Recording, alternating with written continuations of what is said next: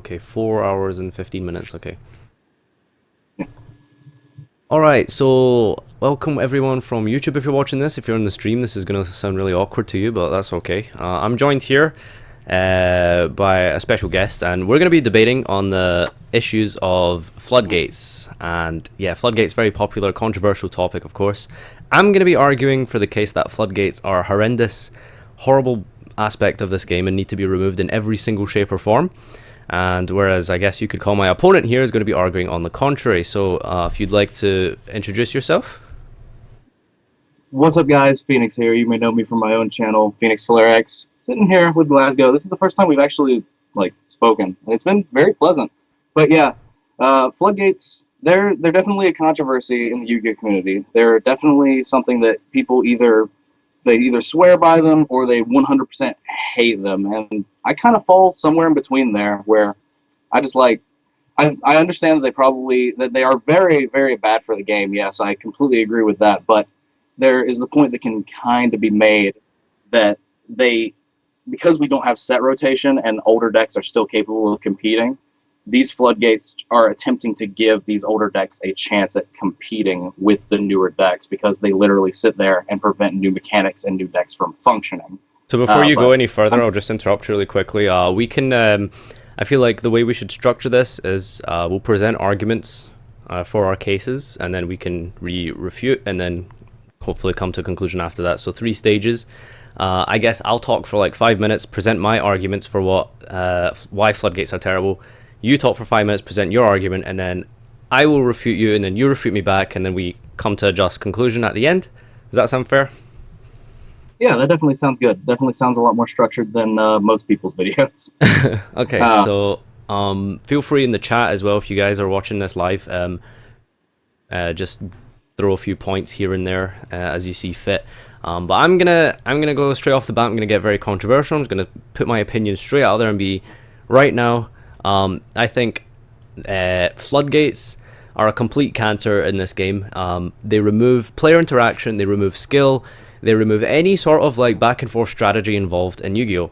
Now, what I mean by a floodgate, let's just get the semantics out of the way first. Even like as you can see here on screen, we have Thunder King.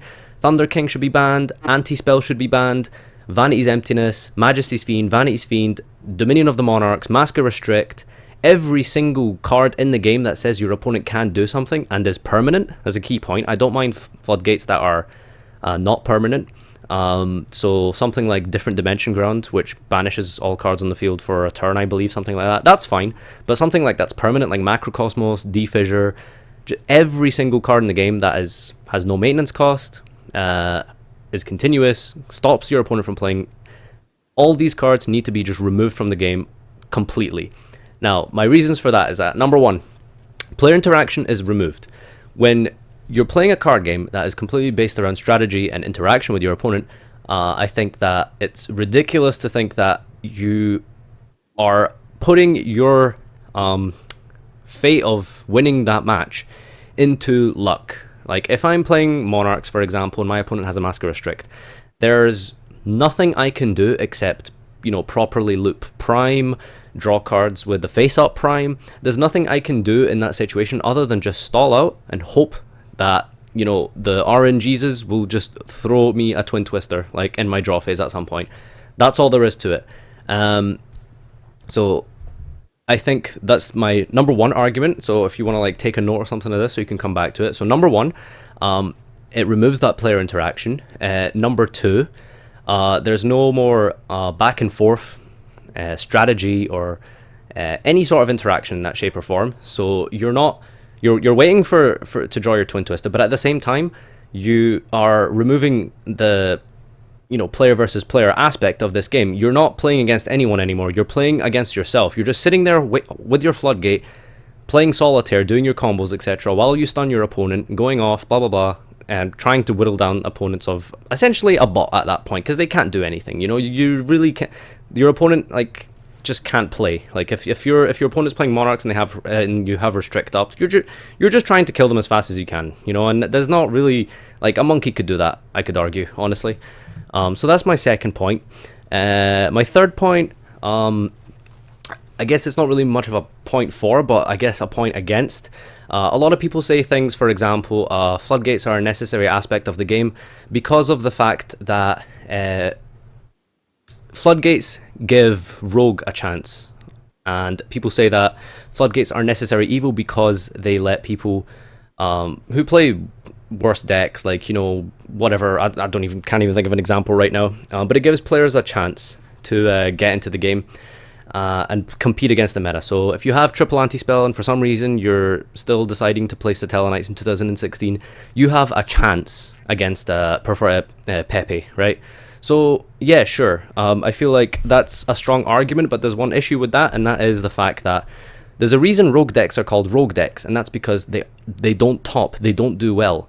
When your deck relies on unsearchable, like 3 of continuous floodgate trap to win, you're not actually like doing anything that's particularly special or unique with deck building. All you're doing is throwing in a bunch of floodgates, hope you win the dice roll, hope you draw the floodgate, and hope you win. That's all there is to it. There's no skill involved, there's no deck building or planning involved with that.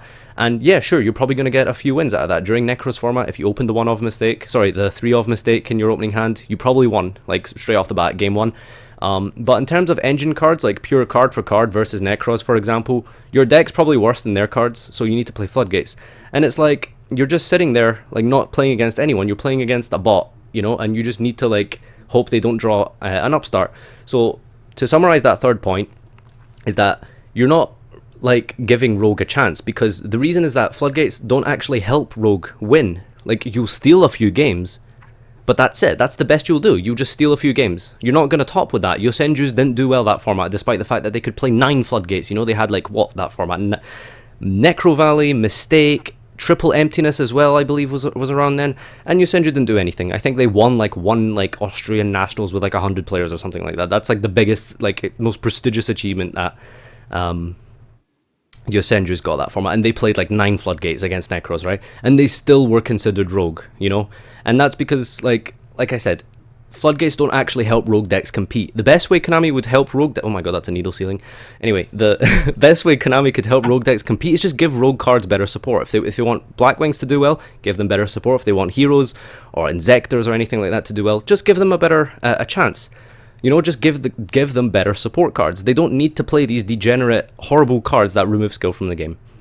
So those are my 3 main arguments, and I've been speaking for a long time, so I'm going to pass it over to Phoenix, and you can talk while I go get myself like a pen and paper so I can write down like your points as I go along, so we can come back to this. All right, yeah, because I've definitely been writing down yours.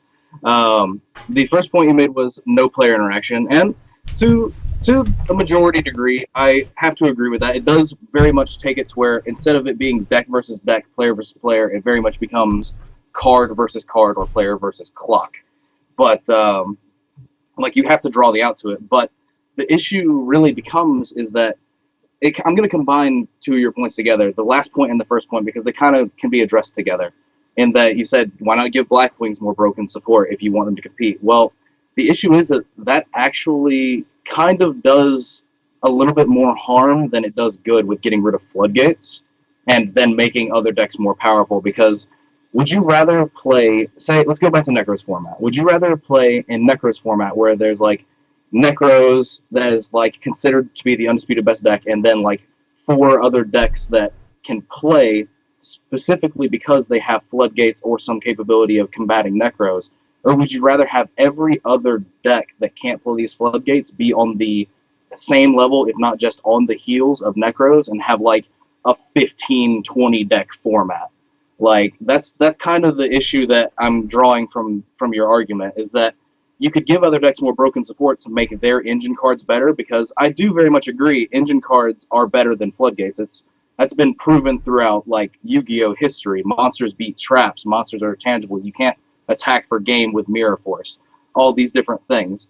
Like, those are all factors that do very much come into play here. But would you rather have, I go back to that, a 15-20 deck format where every deck is almost the exact same power level and you only have a 15-card side deck? Or would you rather have like a 2 to 3 best deck format, and would you rather just kind of play the, I have to really say, kind of play the fear game where you're just like, I hope they don't have it. It's like that's the other thing about floodgates is that in most cases you have to have it. Like anti-spell, mistake, and stuff. Those cards, outside of a Cataville Omen, which is a fucking terrible card, they aren't searchable. Like most of these cards aren't searchable. And yes, I do understand that like it's a continuous card that has virtually no maintenance, upkeep costs, anything like that, and it prevents someone from playing, but there are outs to it in the game. Now, I'm not justifying that as a reason why they should be legal. I mean, there's outs to everything in the game. That's definitely just like a horrible, horrible argument point to make, but it is still something that has to be said. But like the floodgates existing and the fact that there's no set rotation in this game and there's the ban list makes it to where like these older decks that are rogue, they can compete, and that makes the game a lot more friendly to the target demographic that Konami has, which is definitely not the competitive scene. The competitive scene is definitely the minority, even though they cater to them the most with these big events and stuff like that outside of prize support. All of these big events that people travel to and all that are held for the competitive players because it's a good form of PR for the company. But the main source of income that Konami gets from Yu-Gi-Oh! Is literally like the kids that go to their locals and stuff like that. And like, if there's not going to be set rotation, which is definitely just not, it's not good to cater towards that market and have set rotation because, I mean, it's almost the same as having a ban list, but a ban list is just a lot less brutal towards like the younger audience that is the target demographic of the game, or even just the casual audience. It doesn't even have to be children. It could be your 23-year-old that has never known any other event other than his locals and doesn't know what a YCS is. Like, it could definitely be all of these different things. It's definitely not age restrictive. It's just player mentality restrictive. But the fact that we don't have a set rotation makes these floodgates have to sort of be introduced into the game, even though I don't think they should exist. You can just make the argument for them existing because of the fact that it allows all these older decks that, yes, they are rogue, and if they don't win anyway, then yes, you might take a loss to one, but you're very, very much you're dodging the laser pointer in the room, basically. Like, if you get paired up against them, fine, it just wasn't your day. It has to be your day to win an event anyway.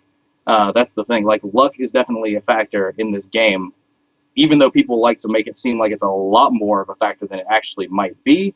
It's still the case of you're not going to win an event unless you're getting lucky at some point during the day. And whether or not that's playing like 12 mirrors or if it's playing against 4 rogue decks the first 4 rounds that are maining floodgates and you have to like muscle your way through that, like, these are just the factors that come into play, and having floodgates allows the people that are more casual to stay in the game because they have these cards that they do have access to that can allow them to at least try to compete against maybe their better friends that go to events that they play at their locals. Now, this is not the best justification, but it's definitely something that makes sense from a business perspective on the behalf of Konami, and that's kind of the point that I'm going with here. From a player-based perspective, then yes, floodgates are absolutely terrible. I completely agree that I hate losing to floodgates. It's definitely the worst thing that I could ever wish upon a human being, is just not having Twin Twister for the anti-spell or something like that.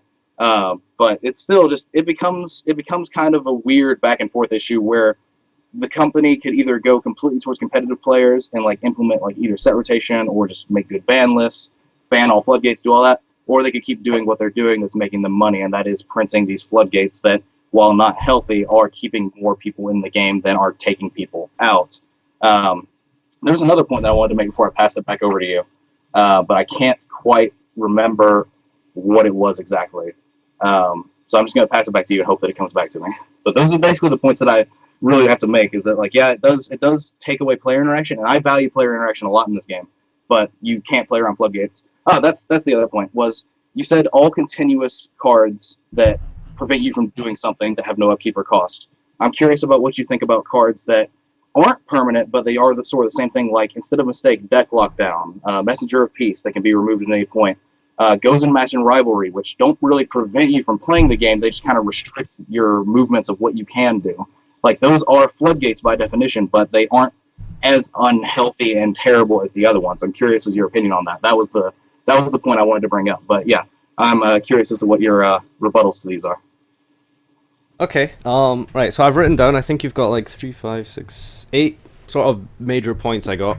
I feel like the first half of your opening statement was kind of just, I don't want to say red herring, but you kind of touched on things that kind of open up the debate to like a wider sort of discussion. Like, you kind of talked about like how engine cards, you said, for example, if Konami were to give like Black Wings engine cards that brought them up on par with, for example, Necros, you would just have like, you know, a 15, 20 deck format. I'm just going to openly say right now, I don't think that's bad at all. Many people would disagree, but let's not, I don't want to like go into like the semantics of that, because I feel like that's a whole other discussion about whether or not it's good to have varied formats or whether it's good to have one deck formats, because I know there's positive arguments on both sides. People, for example, love Dragon Ruler format because it was tier like 0.5 almost. Deck building was emphasized, technical play, all these kind of things were emphasized. I know just as many other people who believe hat format was one of their favorite, because just you could throw a bunch of hands and artifacts into your deck. It doesn't matter what you're playing, you probably have a chance of doing well that format, which is fair enough. So I mean, I can kind of understand what you mean by that, and saying like, you know, the solution isn't to give decks better engine cards, because that would result in bigger deck formats. I personally think that's okay, so I think it's best we just leave that argument altogether, although I think it's a very, very good point you made. But like I said, I just feel like it will taper off into like a whole other aspect of how many decks should be allowed in a format. So yeah. Right. The only thing I would add to that is literally like I would be okay with multi-deck formats as well, but the side deck would literally have to be bigger, because once you get to that many decks that are playable, you literally side enough cards. But if that happened, if the side deck became bigger, that would probably not be a problem. But that's the last thing I'm going to say on that point, so we don't get off topic. Yeah, I mean, that's another topic for me personally. That I think, for example, the extra deck size should be like doubled. I think the side deck size should be doubled, but that's a whole other kettle of fish. So let's just not get into that. So let's see. I think I wrote down this note. I'm not really sure what I was trying to go with this note. Outs equals legal. Okay, I don't know. But anyway, you said like from a, like if we want to argue about the business perspective, I don't know too much about what Konami's source income is. I know that, for example, the whole reason like they hold YCSs and stuff is because, you know, Konami know that people who just buy star packs from their locals once a week aren't going to go to a YCS. Now that brings me to like, we don't know the turnover, we don't know the revenue that Konami makes. I don't know like how much money they make from which aspect of the game. I personally would be probably leaning towards the side of saying that Konami actually do make most of their money from the competitive scene. It's players like you and me who buy out like Bosch and it's like sold out within a week. It's definitely not kids on the street, you know, who are like 12 and want to play like Blue Eyes or something like that. I would be very, very shocked to find that that is actually their target market with this game. I don't think that, I feel like Konami's target market really is, you know, the hardcore kind of competitive player base, because we're the ones who fucking we fork out like hundreds on decks, you know, we fork out like bloody $70 on a break sword like just last week. Do you know what I mean? So like I feel like that's where their main source of income is coming. So I guess it's hard to argue that point. I mean, we just don't know the answer to that. How that ties into floodgates, I can kind of understand, because of the fact that it's kind of, you know, like it's the younger generation of Yu-Gi-Oh players that are probably interested in like playing they're for rogue decks, and the only way they have a chance is to play things like floodgates. The issue I have with that is that players who don't have an interest in playing meta decks don't even have an interest in beating meta decks in the first place. So it's kind of like a moot point where it's kind of like you're arguing something that doesn't even exist, if you know what I'm saying. Because it's like, I feel like if you're playing Blue Eyes in 2016, pre-Shivi support, of course, and you're like 12 years old or whatever, you just like Dark Magicians and stuff, chances are you play that deck because you don't even care about the meta. So why do you need floodgates? Because you don't even consider like how your pendulum matchup is. You just play because you play like those cards that are fun. So I don't even think those players care if floodgates get banned or not. They probably would prefer it in some shape or form, because maybe anti-spell hurts Dark Magician decks in 2015. I don't know, maybe they do, maybe they don't, right? So they would probably prefer that. So I feel like the whole casual argument is not really good. I think casuals enjoy this game because they like cool artwork, they like cool lore on the cards, they like all the anime kind of support cards. I feel like that's the main reason these players play, not because they can anti-spell pendulum decks. I don't think that's their biggest concern.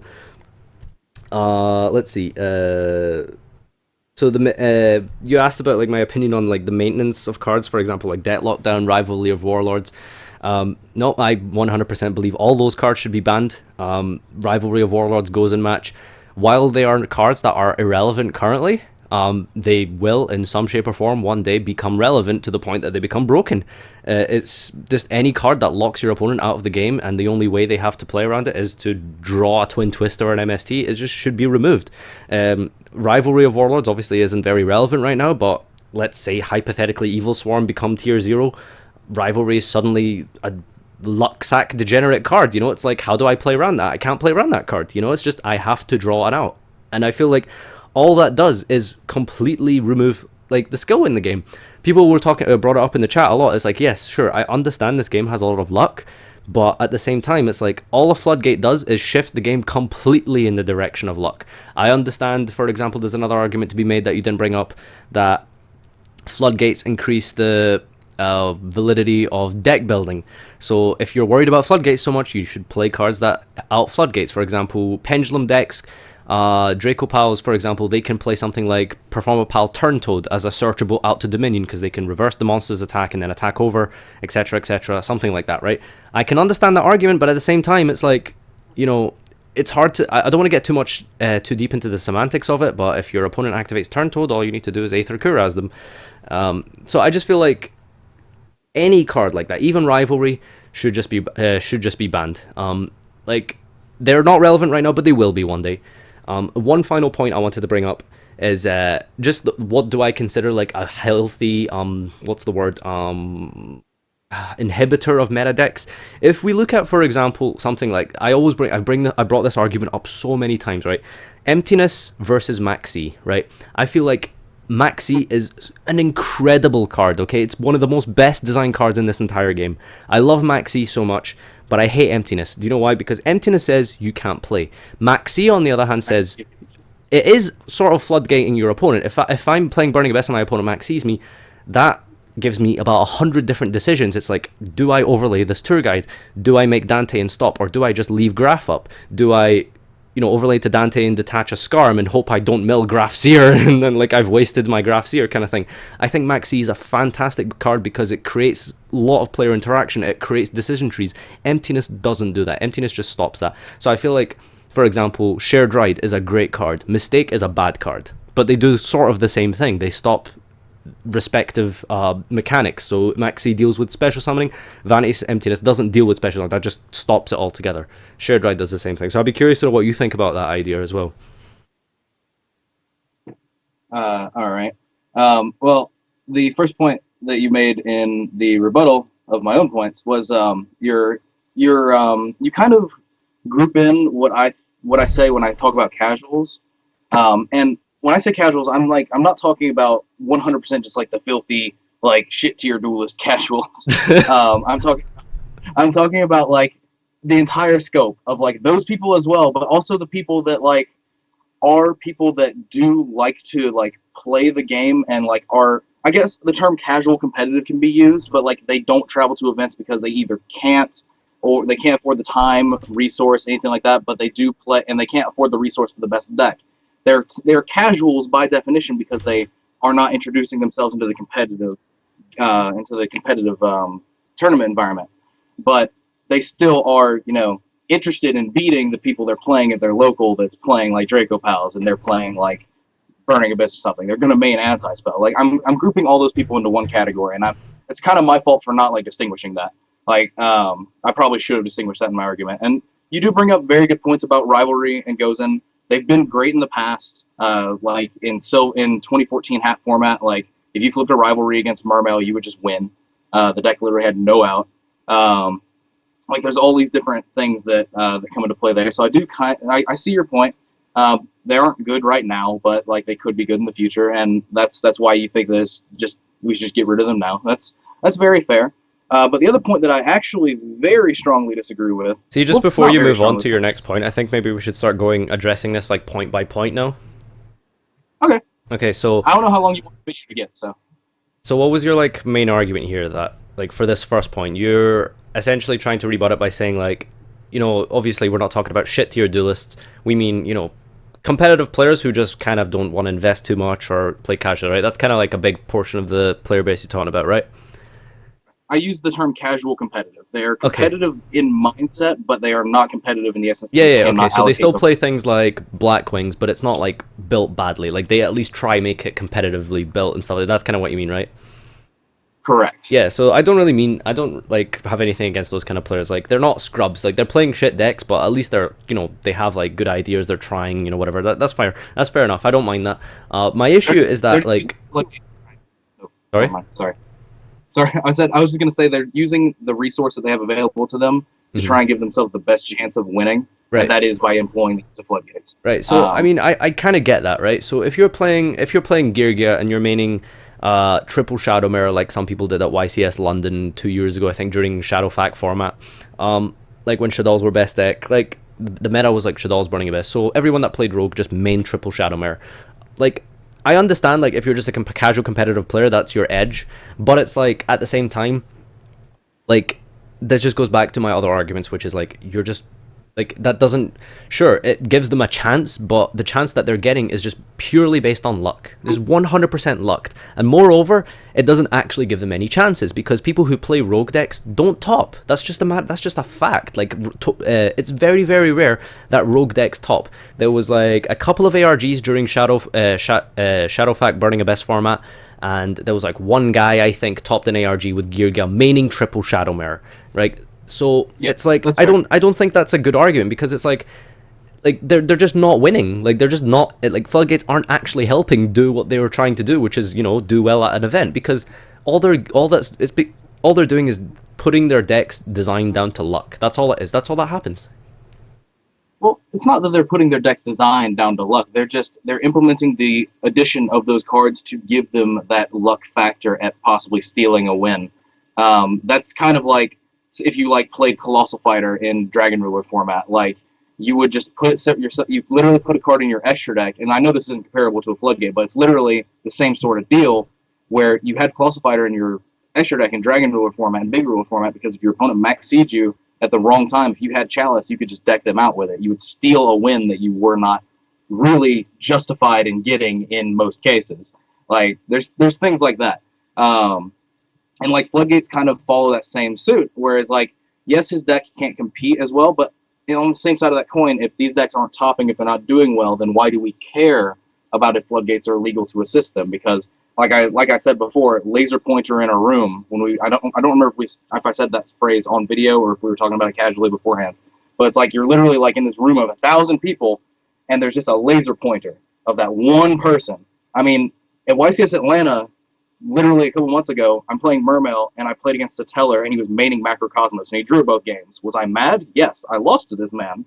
But, like, it's still just, like, I can kind of understand why it happens. Like, I understand that he knows that his deck is terrible, so he knows that he needs to have these cards that give him that luck factor to win. And the laser pointer just hit me in the room. It got me. You got me, but man. Why is that okay? But, I mean, it's just the be all end all. There is luck in card games. There's luck in any game, and like just because there's one bee in the room, should everybody be afraid of getting stung? Like that's basically it. But the thing is, like, it's not just one bee in the room. It's like a quarter of a YCS is rogue, so there's a lot of bees in the room. And if if you're like playing in Necros format, you're gonna build your deck to beat the mirror match, and then you get paired against 4 Yusenjos and Cliffworts in a row. Like you're just gonna lose that, And if your friend who plays the exact same deck list as you, card for card, who's maybe not even as good of a player as you, will probably go into that and win 5-0 in day one. Like at the start of the first 5 rounds, they'll just go XO because they've designed their deck to beat the mirror match. They got lucky and they played the mirror match all day. And I just feel like it's not really fair that you get paired up against people who probably don't even care that much, because if they did care that much about doing well, they probably wouldn't be playing in Rogue in the first place. And it's like the floodgates don't actually help them, win the match. It helps them sack the match. That's it. Like if I decided to play Necros that format, I main triple MST. Like I'm probably gonna, like, if I draw one more blue card to your purple card, I probably win that match. And it's like, where's the player interaction? Where's the strategy? Where's the thinking? Where's the the 1-for-1 sort of taking away resources, gaining a card here, taking your opponent's card there? Where is that? It's not there. You're just drawing cards and hoping you get the right one at the right time. I just don't understand how you can think that that's okay. I mean, I I mean, like I've said in this video, I don't think that it's 100% okay. I can justify why it's happening, but like, just because it's justifiable doesn't mean it's correct. Like, I still think the floodgates should be gone. Like, I do not like them. I do not like losing to them. This is a fact. This is a fact that I've made very clear. But like, it's still justifiable on why they exist simply because of the way the game's competitive like market is structured, and like that's whether that's a flaw of the floodgates, a flaw of card design, or a flaw of the game itself in the way it's run is just something that could be talked about at length in a different time frame. But like the fact that we don't have set rotation just makes these floodgates like something that actually kind of exists because we don't have set rotation, basically. Because these older decks, they need cards that are just like this, or it's just like lazy card design on Konami R&D's department, which is a whole other can of fish that we could open. Like, there's a bunch of different things that can stem from this as different arguments. And like I said before, I don't know how long you want this video to get, but like there's so many multiple different things that can be said about what floodgates are or the reason why they exist, but I don't think we should get into that today, basically. So did you have I think you wanted to go on to the other points that you wanted to bring up? Yes, the other point that you brought up earlier was your max C versus emptiness. And that is something that you're definitely correct on, in that emptiness stops you from playing, max C opens you up to options. But the issue is that even if you have those options, the most ideal points at which you have emptiness or max C is when you have a developed and established board. If you flip an emptiness when you have an empty board, or if you max C when you have an empty board, you can either get OTK'd or you can lock yourself out of the game. With either you can get OTK'd under max C, or you can get just locked out of the game under your own emptiness because you needed to flip it. You literally had no other option. But the points at which both of these cards are at their best is when you have an established board. Like, let's say for this format, for example, if I'm playing Draco Pals and I'm playing you, and I went first, and I put up a board of like Ignister, Titanic Galaxy, and Magister, which isn't hard to do by any stretch of the imagination. And then maybe, let's say I throw in a counter trap in the mix, like even just one counter trap, but I have max C in my hand. You already had to answer my board and play through a counter trap. And like the cards I have on my board are such high quality and so good that I'm going to kill you next turn if you don't out the board. At this point, max C and emptiness kind of become the same sort of card at that point, whereas like you're giving me more cards, and congratulations, if you out my board, congratulations, I'm still going to kill you. Okay, like, sure, but the thing is, right, you could argue emptiness and max C become the same card in that situation. That's fair enough. However, that's one situation. In every other situation, emptiness is probably going to be more sacky and unhealthier than max C is. That's the point. Oh, you're definitely correct in that. Emptiness definitely has more places to be unhealthy and sacky. Like, for example, you can OTK someone through max C. If they flip an emptiness on you, you are not OTKing anybody today. I do not know what kind of wizard you think you are, but you are definitely not doing it unless you have the out to the emptiness. You don't have to have the out to the max C. You just have to have the out to their life points. It doesn't matter how many cards you give them if their life points are 0. Like, that's definitely a valid point. But like, I'm just saying, I'm literally saying in a vacuum theory, at the point at which both of these cards are at their best, they are arguably identical, in that they just end the game. Like, that's what I'm saying. I'm definitely not saying like all these other instances, but like I'm kind of making a point for the fact that even though max C isn't a floodgate, it can still end the game like a floodgate would in these situations that do come up in competitive Yu-Gi-Oh! Yeah, I know. I mean, that's totally fair, and I understand that, but it's like, at least worst case scenario in that situation, I can just play my deck and like, play my cards. Like under emptiness, I don't even have that like option, and I think that's probably the best thing to have in a competitive card game. It's like options, everyone likes options. It's like if I'm playing through max C, if they have one set card and that's it, and they're just like on no cards, I think to myself, okay, can I game them if I keep going off right now? Is there a certain specific card I need to mill, like a Rhino or a Graph, to be able to like get that one extra summon to poke for game? Is that set card going to stop me from getting game, and I've just given them 4 cards uselessly for no reason? These are all questions you have to ask yourself when your opponent drops max C on you. Emptiness doesn't ask you any questions. Emptiness just asks you one question. It's like, do you have the out? Yes or no? That's it. Now, in the other example you give with, for example, you have a massive board of Ignister, monkey board in hand for the following turn, blah, blah, blah, you're going to kill you next turn, and you have max C. It's like, right, I mean, I understand emptiness and max C become the same in that situation, but that's one situation, and I think the other situations far outweigh the existence of empties, because you're basically saying like, oh well, I mean they're basically the same thing in this situation, therefore like what does it really matter? And it's like, well, it does matter because there's other instances where maxi is going to be better for the game than emptiness.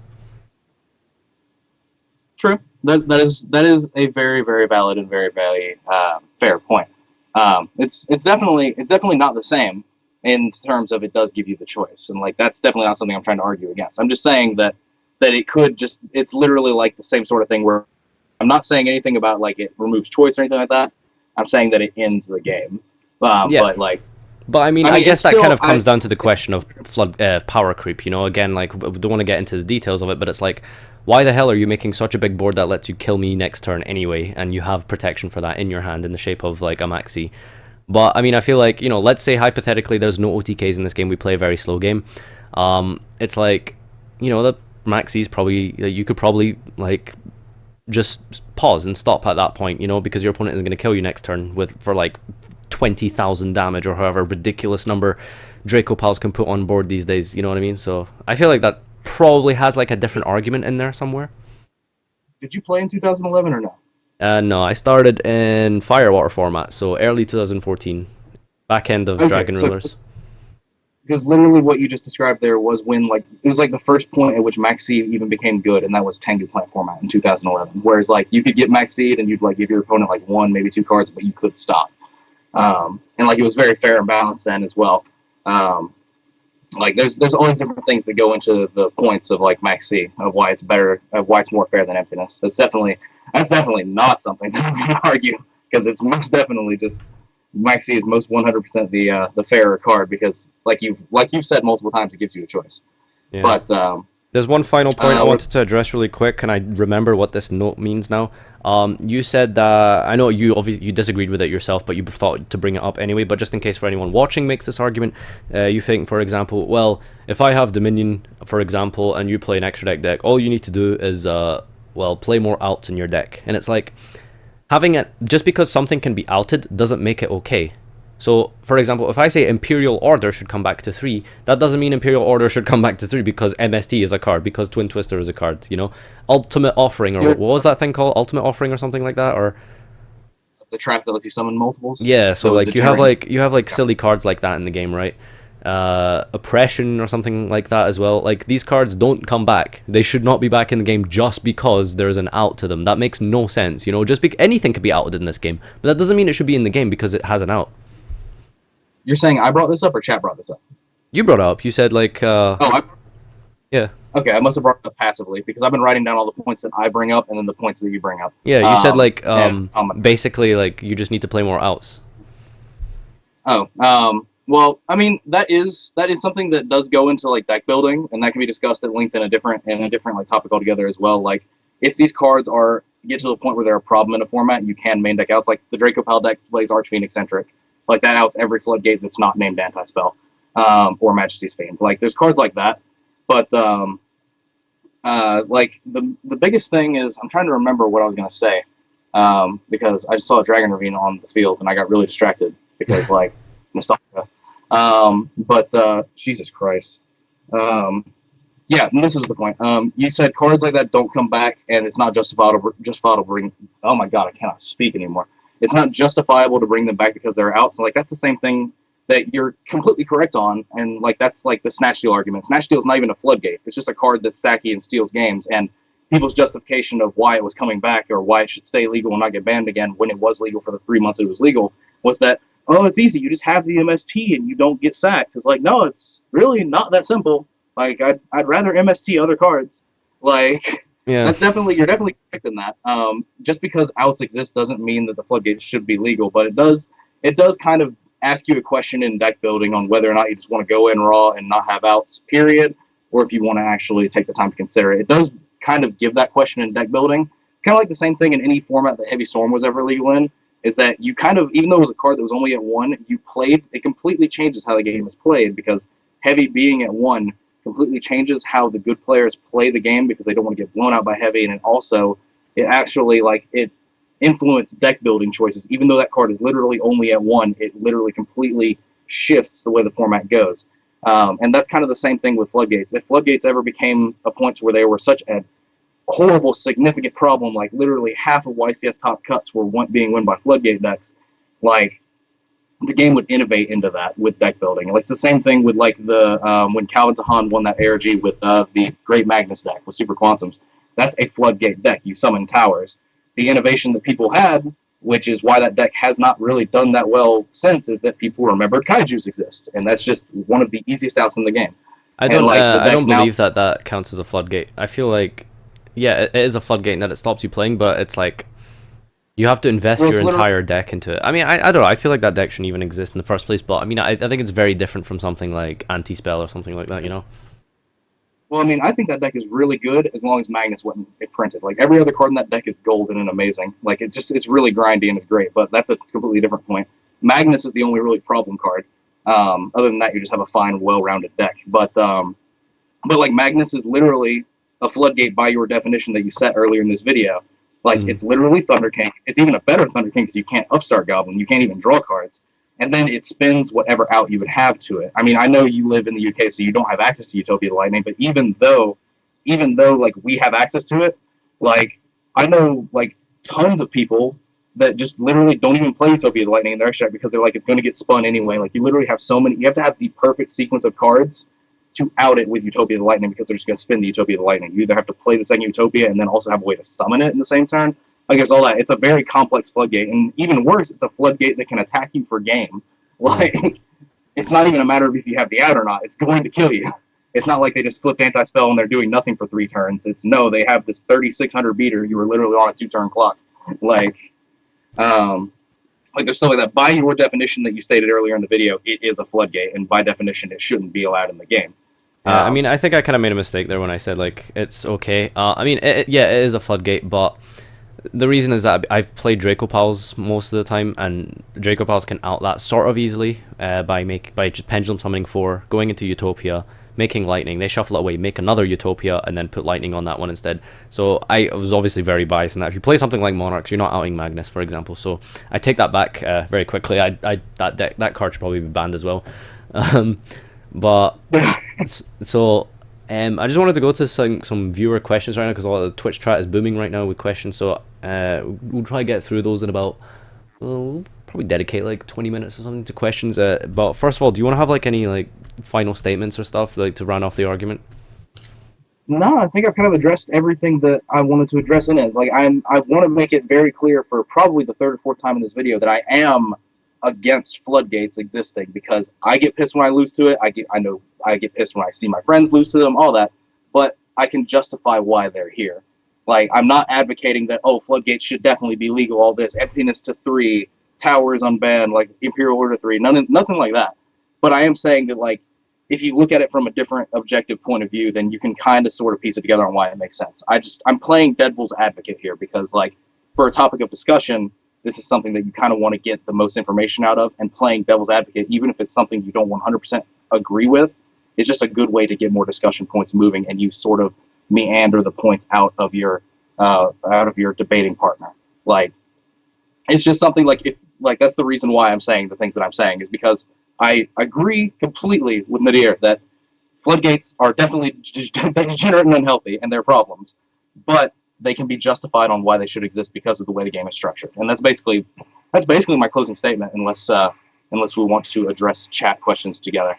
Yeah, I mean, I agree. Like, I can see the reasoning and I understand the argument for floodgates. I just don't think they're good arguments. You know, I don't think that, you know, giving casual competitive players a chance is a good argument. You know, the game isn't very expensive. You can play meta decks if you want.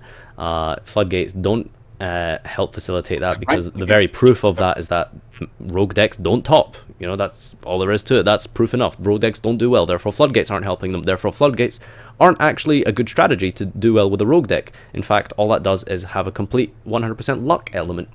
Yeah, that's kind of like, that's my main argument against that. So going on to questions just now. I have one here. I scrolled back like so long, so if you guys just ask questions now, that's probably it'll probably get to it in like a couple minutes. But anyway, I think this is kind of a good question. Probably mostly aimed at me, but I'll let you answer it first. Do you think there's any floodgate that's okay? Do I think there's any floodgate that's okay? I mean, honestly, the only floodgates that I think that are okay right now are like the ones that I've actually brought up and questioned you about, where deck lockdown because it has an expiration on it that you can't get around. Messenger of Peace because, like, yes, it's stopping you, but your opponent's not killing you either. They can turn it off whenever they want, which gives them a slight advantage, but it's not like it's a marginal advantage. It's not that big, and then like it's not stopping you from actually committing to your board, so you can out it with things like Castel and stuff like that.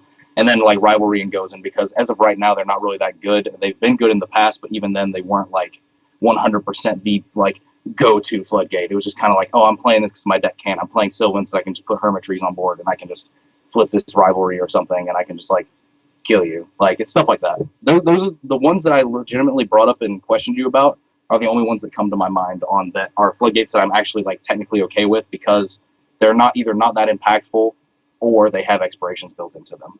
That's basically that's it. Mm. I mean, those are the only ones personally, that's like, why go on. That's why I specifically brought them up to question you about it. That I wanted your opinion on. Yeah. Because it's the four that come to my mind. I mean, my opinion on this question is simply like, I don't think any floodgates are okay. I think the best kind of floodgates are cards like Maxi. You know, Maxi obviously isn't a floodgate, but it addresses the same issue Emptiness does, which is special summoning. You know, I think that's a better solution than having cards that simply say, draw the MST or die. You know. Right. So let's see. Right.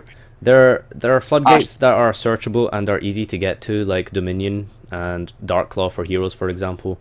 So I wanted to ask, like, what do you think about like searchable floodgates? Because I feel like searchable floodgates are kind of maybe a little bit of a different category for me personally. So for example, currently if I'm in a meta of Monarchs, I need to take in consideration they can establish Dominion anytime they want. And it's like I can build my deck around that, whereas I'm probably not going to build my deck around something like, you know, someone playing triple anti-spell. You know, I'm okay with taking the loss to, I don't know, like the 28% chance they have of opening anti-spell going first. Like, it's probably okay. But I feel like if a card is searchable, I think there's an argument to be had that that's an okay floodgate. I would counter that argument by saying, again, that's still an issue where all you need to do is draw the out. Do you draw the out? Yes. Do you not draw the out? Okay, you lose. I don't think that does fix the problem. In fact, it makes it worse because now you really need to draw the out because they can search it. Yeah, if anything, it definitely makes it 100% worse because now instead of you lucked out and you drew your one of a 3 of card or your one of a 1 of that was non-searchable and I drew the out that's not searchable either. Like, now you have a searchable floodgate and I have to rely on drawing my non-searchable outs. That's definitely a thing. And another thing that I'm strictly against is floodgates with attack points. The cards that I hate the most in this game are literally Towers, Magnus, Raid Raptor Ultimate Falcon, Thunder King Ryo, and I think I already said Darklaw. But if I didn't, like, Thunder King, Darklaw, all these cards that are floodgates with attack points. Like Unicorn, I hate that card. Like, that card literally just stopped the growth of the game for an entire year. It put the game on pause because even though it's a combo piece, it's searchable, it's a floodgate. And it's also a floodgate that when you summon it in the most economical way, searches protection for it. Like, yeah. Unicorn is the most insane card ever printed on it. It's like, it's actually, I don't know how that card was legal for that long. It still is, but I mean, it's like, you know. It's still legal, but like M1, yeah. Yeah. So the flaw in this guy's argument is that he assumes only shit decks floodgate. I mean, I understand good decks are going to floodgate as well. Draco Pals flip restrict on Monarchs as well if they go first in games 2 and 3. That doesn't make it okay just because meta decks use floodgates. I think meta deck, shit tier deck, whatever deck, none of them should use floodgates because they should all be banned. So that's kind of all I have to say in that. Floodgates also promote lazy deck building. Rather than finding a way to beat the decks with neat tech cards and stuff, they throw that out the window by putting it in a 3-of that is unsearchable and, like, I guess just rely on drawing it, you know? What do you think about that? Well, the thing is that your neat tech card might be amazing. I mean, Fissure might be broken, but the problem is that only deals with one threat, whereas the Floodgate deals with all of them. So let's say I could be the best duelist in the land, all right? And I could go to town with my amazing Ariadne Dark Bribe deck to let Necros never resolve a ritual spell on me. But I'm still dark bribing them when I could have just flipped anti-spell. Even though my dark bribe is searchable, it's only negating one card. Like, you're like, that's the argument that, like, finding tech choices, like, unless that tech choice is like increasing your deck's output ceiling to the point where your deck is a contender against the best deck, like card for card, engine versus engine. Like, any tech choice that you make to try and beat those decks is going to be overshadowed by that floodgate anyway. So at that point, you're literally just reducing your chance of winning. You're literally playing a card that gives you a suboptimal chance of winning because you're just like, oh, I don't want to play this floodgate. I want to be neat. I want to play Dark Bribe or Magic Drain or something like that. Like that's literally just such an awful argument in comparison to make. Is just like people are playing floodgates because they're lazy. It's like, no, they're playing floodgates because it's literally the best option they have available to them. Like if their deck could be better, it would be better.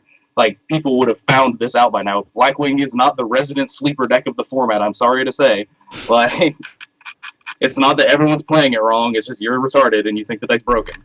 Like, so there's one question here that I feel is really, really good that I probably should have focused on more. And it's something that I argued extensively with Corey McDuffie.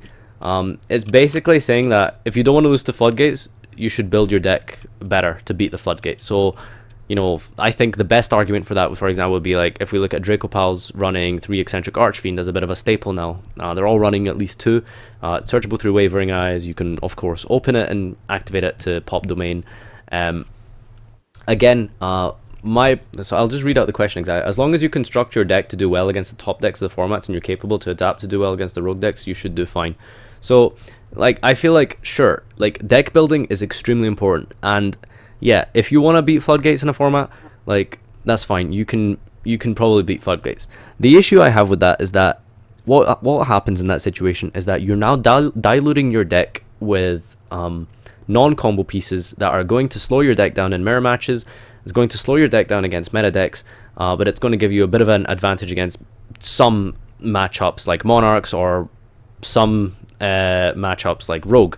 So you're going to be doing better in those matchups, but then you're going to be doing worse in your main matchups. And it's like all you're doing there is kind of making your deck shit against everything rather than making it good against something specifically and then, you know, siding accordingly for something else.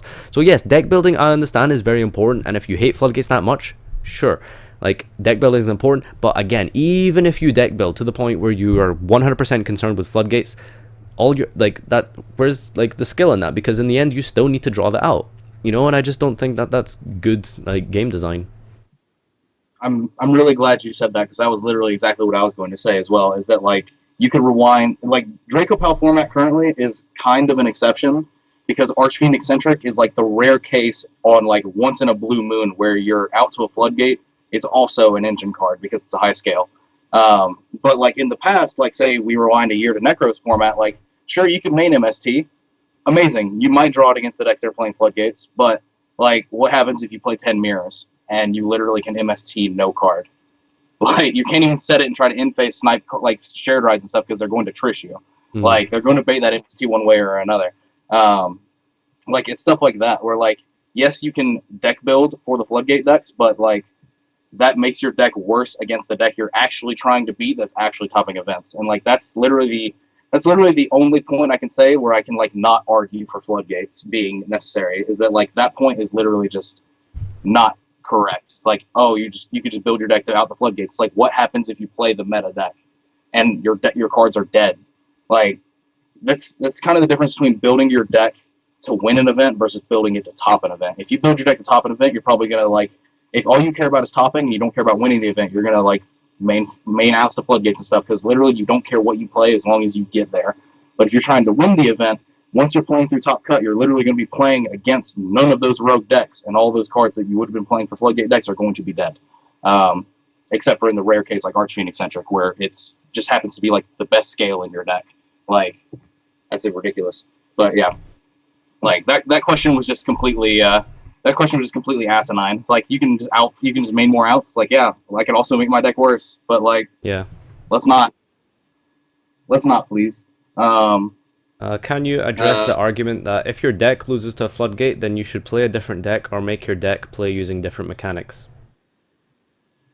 That's just false, because if I'm playing a deck that loses to floodgates, that means I'm playing the best deck, which means I have the highest chance of winning an event. Yeah, if I play a different, the issue with that argument I have is like, if your deck is playing traps and floodgates, you're maybe not traps so much. I think that was maybe more the case like last format and during Necros format. But in general, if you're playing a lot of stun cards and floodgates, what you're automatically admitting is that your deck is worse than other decks. Because the moment you start putting traps into your deck, that means you're automatically admitting there's better decks than yours. Because if your deck was good, and if your deck, sorry, was the best deck, then you would just main like, you know, lots of combo pieces and help, you know, play cards that help facilitate your combo pieces, your combo play, sorry. So when things like Cosmo, for example, play like triple strike and all these trap cards, all you're really doing is admitting that there's better decks than you. And of course you could argue Dracopals play traps as well, but what you're forgetting is that, you know, Ariadne is a combo piece. That's why Dracopals are playing trap cards, is because they can search them. It's not the same thing like, for example, last format when Dracopals could have played Ariadne, but there was no need to because the deck was so powerful as it is. So I feel like, you know, like going back to the main question, yeah, sure, you can argue that if your deck loses the Floodgate, you should just play a different deck. Holy shit, this guy just has like 6 chain links. Wow. So if you play a deck that loses the Floodgates, like, I don't think that means anything other than, you know, you are playing the best deck. If you're playing something like Cosmo, you're not playing the best deck because you've got traps in your deck. You know, you're automatically trying to stun your opponent. When you try stun your opponent, all you're saying is that they're playing a better deck than you. Right, literally playing traps and floodgates in a deck like that, whether it's because you can't allocate the resource to play the best deck or anything like that, it's literally you making a mental concession. You're making a concession that you're like, I know I can't beat the best deck with this, so I've got to get lucky in this X instance. You're definitely 100% correct. Yeah. And like, it's either like there's someone in the chat, like, I can't remember when they brought it up, but it was like a while or so ago. It was like playing floodgates in a deck can be a meta call, and while that is correct, there's also, depending on the format, there's different meta calls you can make. Like for instance, like, I hate to keep using myself as an example, but it's like, it's literally like the best thing I know how to do is that I played Mermail in Atlanta, my own hometown. I played Mermail in Atlanta, and I was a big advocate of playing Mermail for a long time because literally the Pendulum decks and Cosmo, all of these decks evolved to going first. And so I made a meta call to play Mermail because if that deck operates at capacity, it can kill you through almost anything as long as it has enough combo pieces. So you're not playing a horrible Floodgate strategy. You're playing a kind of like a manly, like brutish, like I'm going to come in and I'm just going to fight you IRL like type strategy. And like, it also was just a good meta call because it's the only deck in the format that wanted to go second. And so literally you win every die roll. Like that's a different meta call you can make based off the format. And that's obviously just current format. But like there's been meta calls like that you can make in the past. Like you could play Evil Swarm in an event, but I mean that's not a good example either because Evil Swarm Ophion is a Floodgate monster. But like there's still different meta calls that you can make that don't involve you literally just diluting your deck with traps. Yeah. Like there's things like that you can do. Like you can find a way if the deck and strategy is capable of supporting it. But if it's not, then you just have to make the mental concession that you literally have to put these floodgates in and hope. Yeah. And that's kind of the problem. So someone brought up something very quickly here. What about Burning Abyss? They use traps in Necros format. Okay, I just wanted to address this really quick because I feel like this is actually an important point. The moment you put traps in your deck, that automatically means you're not playing the best deck of that format. If you look at Burning Abyss, the format prior to that, as many of you guys would know, is known as the Triangle format. Burning Abyss didn't play Burning Abyss plays zero traps. They played things like Econ and Snatch Steal and all these kind of things, like just designed to kill the opponent, maybe like 1 or 2 Fire Lake, but that's it. And Burning Abyss started putting traps into their deck in Necros format. Why is that? Because Necros is a better deck, card for card. The engine is much better. So the only way that Burning Abyss has a chance against Necros is to floodgate them and stop them and stun them with traps. So I feel like, you know, we're kind of getting a little bit digressed with traps here, but going back to floodgates, like the very moment you put a floodgate in your deck, all you're doing is automatically admitting your deck is inferior. And, you know, I feel like rather than like, you know, going down the route of unsearchable purple cards that you just need to draw the fucking MST to, then all Konami needs to do is just tune the better decks within the ban list, or they can simply just give them better support. Now, we kind of talked about this earlier where you said like, oh, we would just get like multi-deck formats and stuff like that. Don't want to go down that route again, but I feel like, you know, they don't necessarily have to make better support, they just need to tune decks accordingly. I agree with that. Yeah, if they brought you made a point about this in a video in the past where like if they brought the power level of everything down just a little bit where everything was kind of more matched. It doesn't have to be perfectly equal, but as long as it matches more, some of this problem goes away of people having to play floodgates because it allows the other decks that could only raise their output ceiling so high with cards that they have currently, it allows them to actually implement those instead of floodgates and get closer to their goal. Definitely stuff like that. But yeah, like I said, like you literally just repeated, it's when you put the floodgates in your deck, you are making a mental concession. You're saying my deck sucks, gotta get lucky. That's Yeah. literally the only sentence you have to say. My deck sucks, gotta get lucky. And whether or not you're playing that deck because you love it, I mean, God knows I played Dragoonity for the longest. I mean, Nadir loves Infernities. Like everyone has their pet deck projects. I mean, Desmond loves Kara Curry. Like all this, there's all this nonsense. Like people will have like their calling card decks, obviously, but like I'm not gonna go and enter an event with Dragoonity because like I know better than that. I don't think there's any amount of floodgate in the game I could play that would allow me to win consistently with Dragoonity. And like that's the thing. Some decks are too far gone for floodgates to help. For the floodgate to help it, it does have to be at a certain sort of level of capability, but that's neither here nor there. But yeah, like you just put these cards in your deck and you say my deck is terrible. No matter how much I love it, whether I don't have the resource to play something better, like say I can't afford Draco Pals, even though like this is one of the cheapest formats that Yu-Gi-Oh's ever had. Like even if you can't allocate a resource towards that and you just have your deck that you want to play, you are making a mental concession that says that your deck's just not as good as the best deck. Yeah. So there's a really good question here, I think. What do you think about floodgates that build around decks with smart use of floodgates that actually build around the deck? For example, Macrocosmos and Ritual Beasts. I think that, sure, for example, Defissure was a combo card in Ritual Beasts back when they were, you know, kind of decent. If you opened like Elder Rampengu Dai-Fi, it was like the same combo was opening Elder Hawk, for example.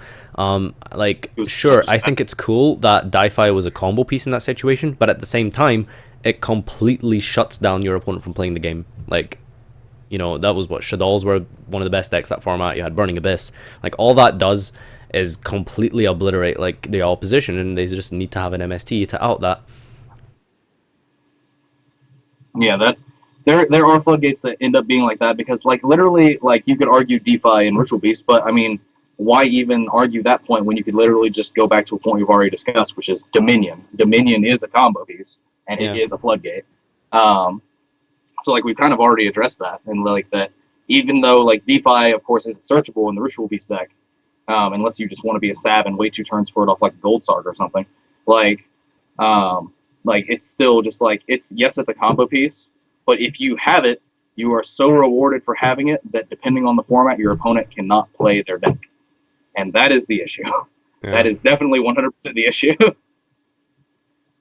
So there's I think there was one final point I wanted to bring up, and just before my mind goes blank, if I can try and remember what it was. Oh, damn it! I think my mind's gone. Like there was one really good point I wanted to bring up about floodgates. Damn it, I forgot. Okay. I think that's most of the questions I've addressed now. If there's anyone in chat that still really wants a question addressed, please repeat it now if I've missed it. Just make sure it's obviously relevant to the point where we are talking about floodgates, not, you know, traps and stuff like that. So, like we kind of did delve into that. But yeah, so feel free to ask a bit more questions. Do you have any more thoughts and contributions you want to give? Nah, I think this like hour-long conversation we've had has pretty much gotten everything out of me that I can think of off the top of my head.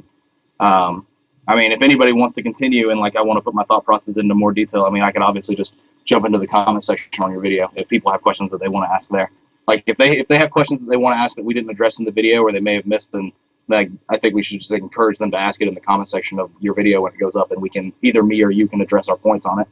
Like if that's something that you like to encourage, I like to encourage my people to like state their opinions. I don't know if that's what you're up to, or if, no, that sounds fine. Or if that's something. All right. But yeah, I think that's everything off the top of my head that I can think of to bring up. Very much the case. Like I said, I don't like floodgates, but I can understand why they could be justified to be legal. And it all stems down to whether or not the game is just bad in terms of either how it's run competitively or the fact that it doesn't have set rotation, stuff like that. But like I said before, those are topics for a different day. Different days indeed. Yeah. So unless you have anything else, I think we're done here because apparently Chad is just talking about worlds and why worlds doesn't matter, which is another thing that I kind of agree with because it's an imaginary local. Like, yeah, like it's an imaginary format local. But yeah, it doesn't look like there's any other thing. Well, here's one. Pure Heroes 5. What do you prefer, floodgates type monsters or back row? I already made my point very clear. I hate floodgate monsters more than anything because they put you on a clock. They put you on a clock more than the trap floodgates do. Like, because the trap floodgates aren't poking you. If your opponent has the floodgate but no other engine card, then congratulations. You might have extra turns to beat the clock and get you out to the floodgate. But if they have a monster floodgate, they are literally attacking you with it. There's nothing you're doing about it. You're on a clock. So definitely, if I were going to have a floodgate put on me, I would definitely rather have an anti-spell flipped than a Magnus summoned. Like, assuming I did not have the out, I would rather see an anti-spell than a Magnus. There was one final point, actually. I just remembered exactly what it was now. It's not exactly floodgates, but if we take, for example, something like... I know Jerry, one of my friends, he'll be he would agree very much with my argument here. If we look at, for example, a card like Dart Destroyer, right? Dart Destroyer, 3000, can be targeted. A lot of decks struggle so hard to get over that. Even Draco Pals, if you can't access your Ignister, which is going to be impossible next set when Winter Blossom comes out, Dart Destroyer is kind of a pseudo floodgate in that sense. So I wanted to ask your opinion on what do you think about these kind of... I'm just going to get so much Cosmo hate and Cosmo players hating me for this in the comment section of this video. I can see it now. But Dart Destroyer, let's be completely honest. I'm trying to be as unbiased as I can. Cosmo Dart Destroyer is a very, very ignorant card, right? You can be targeted, 3000, pops a card when it gets summoned. It's kind of a floodgate to some decks because they just can't out it, you know. So I'd be curious to know what you think about, you know, a card like Dart Destroyer. Do you consider it like a floodgate? I don't really consider it a floodgate by the pure definition of what a floodgate is. Yes, it is I would call it more of a problem card. I mean, the card is hexproof. That's a magic term. Is basically just it can't be targeted or like affected by spells, and it's basically Magic Specters, but the fact that it's bigger is the problem, and the fact that when you kill it, it floats. It's a problem card. I wouldn't necessarily call it a floodgate, because if your deck is capable of playing the game, period, you should have some sort of out accessible in the extra deck, whether it be, even if it's like terrible outs, like if you're playing Black Wings, you can make Black Rose. If you're playing Burning Abyss, like Seven Hero. Oh yeah, Kalute. Allow me. Broken. Kalute. Forgot about that card. That card was a 1 for a slick minute. Oh my god. That card was actually a 1 for a while. But yeah, like, if you're playing all these different decks, if your deck is capable of actually playing some semblance of modern Yu-Gi-Oh!, and by modern Yu-Gi-Oh! I mean anything like 2008 prior, where you're playing with an extra deck strategy, you should have some form of an out in the extra deck, especially if you're in the Americas, especially if you have access to Utopia, the Lightning. Yeah. I just thought it was really interesting to bring out, because of course it's not exactly a floodgate by definition, but it kind of acts in that same way, whereas it just stumps your opponent. Like they either have an out to Dart Destroyer or they don't. There's like argument and basis for you to consider that a floodgate, but I wouldn't consider it a floodgate simply because, like, I'm a very pedantic person in that I get caught up in details, and like by definition it's not really stopping me from playing, it's just keeping me from having certain outs to it.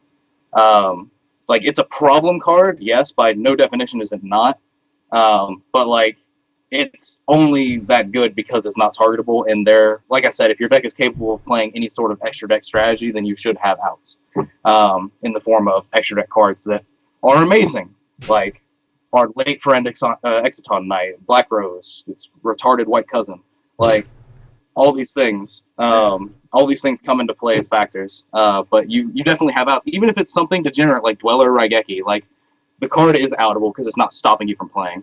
Yeah. Like, if your deck does struggle with it, it might stun you for a bit, especially since the fact that it pops a card on summon. That just inflates the problem so massively. The fact that you could know that it's there, but you can't do shit about it, and it's gonna come for you, and it's gonna pop something. Like, that's honestly probably what's more of the problem, is not the fact that it can't be targeted, because like Forerunner can't be targeted, but it's still not nearly as big a problem as Dart Destroyer is, and it's either because of that extra 200 attack points, or it's because of the fact that it pops a card when it enters the field.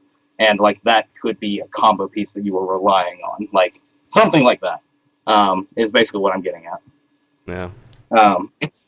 But like I said, I'm a very detail-oriented person, and it basically is like, because the card's not a floodgate by definition, it's just very much like a card that at most will stun you. I mean, if your deck can't out Cosmo, then I don't know how it was going to out anything else. Like, that's honestly my argument. I don't know what your opinion on Cosmo is, but like, I think it's the shittiest deck I've ever seen. Like, Yamato literally 2.0. Like, I think Cosmo. I wouldn't exactly describe Cosmo's helmet, but I would say it's very ignorant. But before let's we can get onto that after I end this. Yeah. So I'm gonna just end this really quickly. I think we've made both our points very clear. Good interaction from the chat. I hope we addressed all your questions to an extent.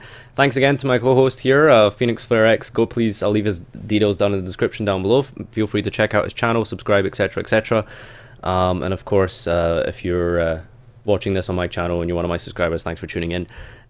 Remember to follow my Twitch as well, so you can see these kind of things live for yourself. Other than that, I think that's pretty much it. So I'm going to wrap this up now. Thank you everyone for tuning in. If you're on YouTube, so thanks a lot, and I'll see you next time.